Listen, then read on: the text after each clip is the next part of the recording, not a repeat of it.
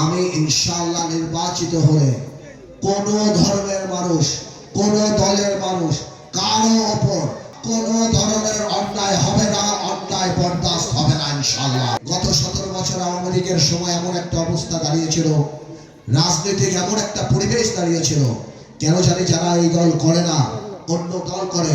আমার হিন্দু বোনেরা আছে এখানে, আরো অনেক ভোটাররা এবং সাধারণ হিন্দু মানুষও আছে, সবার মধ্যে কেন জানি একটা ভীতি কাজ করে।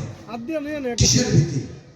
আপনারা বাংলাদেশের সন্তান, আপনারা এই মাটির সন্তান, আপনাদের উপর যদি কেউ অত্যাচার করে, অন্য ধর্মের মানুষের উপর যদি কেউ অত্যাচার করে, তাহলে সে মুসলমানই না। একটা মুসলমানের কাছে অন্য ধর্মের মানুষ সুরক্ষিত, এটাই সত্যি মুসলমান।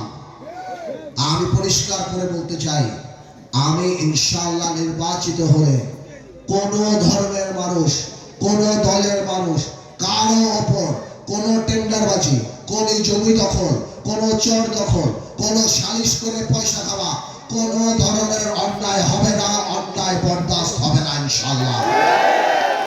আপনারা কেন আমাকে ভোট দেবেন? আমি আপনাদের কাছে ভোট ভিক্ষা করি, দাবি করি, কারণ আমি আপনাদের সন্তান। আপনারা বাবা মারা যাওয়ার পরে আমার জীবন যখন দিক বিদিক শূন্য ছিল, আমি অনেক ছোট ছিলাম বয়সে, আমি জানতাম না আমি কি করব। শুধুমাত্র এতটুকু মনে আছে, বাবা মারা যাওয়ার আগে বলে গিয়েছিল, গাছ এক জায়গায় বড় হয়, তুমি বিএনপির সাথে থাকো, দেশনেত্রী এখন খারাপ সময়, 1/11-এর সময়, তুমি খবরদার এমন কিছু করো না। আমি কয়দিন থাকি না থাকি আমি জানি না। আমি ছোট্ট একটা মানুষ, চুপ করে তাদের সাথে রাজনীতি করতাম, তার সাথে আমি থাকতাম, রাজনৈতিক শিক্ষা পেতাম, আমি শিখতাম, শিখে শিখে 17 বছরে আমি আজকে এই পর্যন্ত আসছি। আপনারা আমাকে ভোট দিবেন, কারণ আলহামদুলিল্লাহ আমি আমার সর্বস্ব দিয়ে আপনাদেরকে প্রতিনিধিত্ব করব সংসদে।